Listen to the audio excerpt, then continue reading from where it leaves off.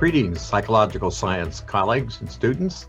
Dave Myers here at Hope College to think with you today about how the pandemic has affected human mental health, and also about some psychological dynamics that drive some people to fear too much and other people to fear the pandemic too little.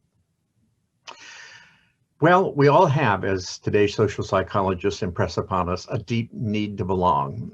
We are, as Aristotle said, social animals.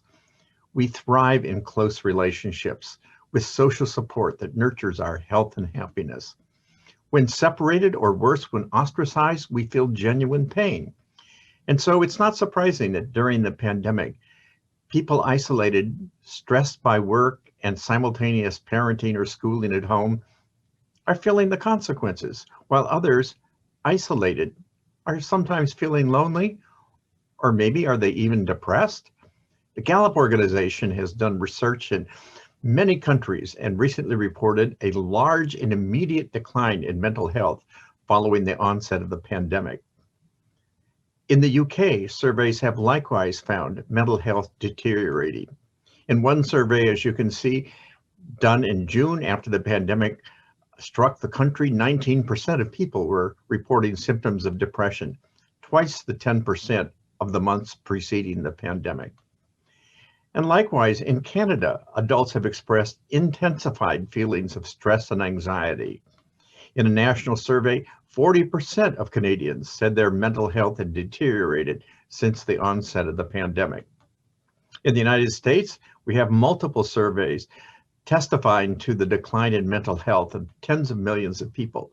The Gallup organization, for example, has shown a plummeting number of people thriving during the early months of the pandemic. And are people worried? Indeed, expressed daily worries skyrocketed from 38 to 59% since the onset of the pandemic. Another Gallup study looked at life satisfaction on the 10-rung ladder of life scale that the Gallup commonly uses. And as you can see, that average dropped from 6.9 to 6.2. A third of Americans are experiencing clinical anxiety or depression, the Census Bureau reports. So a striking effect on mental health that's consistently replicated across cultures. Moreover, there's a surprising age variation. In a Canadian and American survey in the early weeks of the pandemic, older adults showed better emotional well-being. In the UK, likewise, older adults were much less likely to experience clinical mental distress than were 16 to 24-year-olds, 37% of whom did. And in the United States, a survey found that loneliness was strikingly higher at 69% among young adults compared to 39% among those 65 years of age and older. The Gallup organization also has found that young adults aged 18 to 44 are markedly more likely to be suffering from emotional or mental health issues. Jean Twenge and Tom Joyner have done surveys of Americans reporting mental distress in 2018 and again in 2020. And as you can see, the number of 18 to 29-year-olds who did so leaped from 4% in 2018 to 38% in 2020. And there was an increase, but strikingly more moderate among those aged 60 and older. How about suicidal ideation? Among young adults, 25% have seriously considered suicide in the past 30 days, the CDC reported in late June. That's triple the usual number. So, two big lessons here. Number one, the power of the situation. I think I might have thought, knowing about the heritability and the biological influences on depression, that the situation might not affect it too greatly, but in fact, the situation has had a substantial effect. Depression is not just a disposition, it's not just a biological disposition. And the second big surprise, for me at least, for you too, has been the lifespan, the generational, the age difference. I think I might have guessed that older adults, being less socially connected on social media, would be more challenged by the isolation of the pandemic. But in fact, it has been, as we've seen, young adults, and by a striking margin. As Nathan DeWall and I have reported, compared with teens and young adults, older adults tend to have a smaller social network with fewer friendships. One possible exception is teenagers who are still at home. Gene Twenge has done national surveys in 2018 and 2020 and found that teens' mental health has not collectively suffered during the pandemic. And she attributes that to two factors. One is sleep. In 2018, about half of teens were sleeping 7 or more hours a night. Teens were sleep deprived, getting up for school in the morning after staying up too late. But in 2020, 84% of teens reported getting 7 or more hours of sleep at night because many of them weren't having to set an alarm to get up for school. And likewise, they were spending more time with family.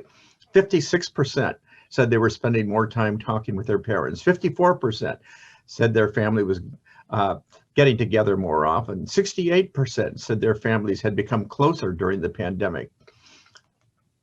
My internet was down for 5 minutes, so I went downstairs and spoke to my family. Hey, they seem like nice people. Okay, the mental health challenges of the pandemic. The second and last thing I want to mention is just the interesting tendency of some people to fear way too little and others to fear way too much. And this is dramatically illustrated in a recent YouGov survey, in which, as Nate Silver noted, half of people who've been vaccinated are still very or somewhat worried about catching COVID. While of those who refuse vaccination, the anti-vaxxers, only 29% are very or somewhat worried about catching COVID. That, of course, makes no sense. That's the reverse of how it should be, given that the vaccine is so very effective in protecting us against hospitalization or worse. So why is it that some people fear too little? Well, we know from past research that human beings are Pollyannish. We have a strong tendency towards unrealistic optimism. We're natural positive thinkers, and thus college students and newlyweds both illustrate this phenomenon as they think about their futures. College students, if asked to compare themselves with their peers, think they're much less likely than their classmates to, in the future, get cancer, get fired from a job, be in a serious auto accident, any bad thing you could name of. While newlyweds recognize that 40% of marriages now end in divorce, but 95% think theirs won't. We're natural positive thinkers, and that has led some people to shun masks, to flock to bars, to engage in super spreading events in restaurants and the like. Meanwhile, other people fear too much, and thus, for example, feared as young adults coming back to college or university this past fall. Look at these data for more than 100,000 people surveyed by Gallup in 58 countries. Among 18 to 29-year-olds, 40% were worried about their health under COVID. That's no less than 65 and older folks, even though the realities for those two population groups are very different. Here, as we can see across 3 different countries, in the early months of COVID, virtually no under 29-year-olds were dying of COVID, as were some 15% of 80-year-olds who had contacted COVID. These are the percentages of people dying if they contacted the disease. Dramatic age difference. Look at the United States, for example. I looked at data from the CDC gathered from February 1st through near the end of this last year. How many under 25 died of COVID? 567. For those individuals and those who love them, those were tragedies. And yet, a tragedy on the scale of the fatality rate of young Americans similar to that of seasonal flu. Meanwhile, in a period of that length, we could project that about 6,000 under 25 Americans in a normal year would die in a vehicle accident. That's saying that the chances of an under 25 person dying of COVID are about 1/10 of their dying of a vehicle death during 2020. Bloomberg, by the way, did a similar analysis for a slightly different time period. They found the difference to be 1/9. You're 9 to 10 times as likely if you're under 25 of dying in a vehicle accident as you are to die of COVID. So why is it that some people are fearing too much? We, of course, know this as the availability heuristic, the tendency to judge the likelihood of events, including bad things happening, by how readily they come to mind. And thus, vivid images of disasters can hijack our thinking. NPR, for example, had a survey showing that 47% believe that the majority of Black Lives Matter protests last summer were violent, because those were the images that people carried from the media, when in fact a teeny percentage of those demonstrations did turn violent.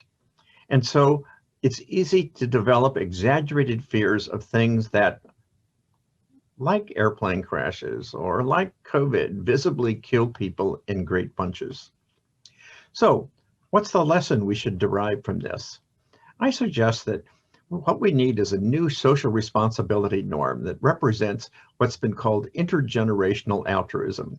Think of it this way. COVID afflicts people of all ages, but it's most threatening to older adults, not to younger adults. Younger adults can get sick and suffer some lingering effects, but mostly we need them to mask and to vaccinate in order to protect those older. As the Scottish government has said, by wearing a face covering, you're protecting those around you. When it comes to the climate crisis, the calculus is reversed. Now the threat is mostly to the young, and so we need older adults to vote and to take actions that show similar intergenerational altruism toward the young, who are the ones who are going to suffer the long-term accumulating effects of the climate crisis. That's intergenerational altruism, and that's the kind of social responsibility norm the youth and young adults caring for those older in this past year, and those older caring for those younger in the future, that we need to promulgate. Well, final word is just in the midst of this terrible last year and a half. It's been an awful year for so many of us, and we're glad to have it ending. It's the worst of times. But consider the data. This last year and a half has been the worst of modern times amid historically the best of times. Steven Pinker, in his books, The Better Angels of Our Nature and Enlightenment Now, documents the long-term favorable trends with declining violence and all. For example, Hans Rosling, in his book Factfulness, documents all the ways in which, to people's surprise, things are getting better. Slavery is going down, smoke particles are declining, nuclear warheads are on the decline, world hunger is declining, and all sorts of good things are increasing. Girls in school, immunization rates of 1-year-olds from 22% less than half a century ago to 88% today, literacy rates. This has been a bad year, but it's a bad year amidst some very favorable and encouraging long-term trends, with the climate crisis being the one great looming exception. Well, those are my thoughts on how we've coped with COVID during this last year and a half, and I welcome your thoughts as well.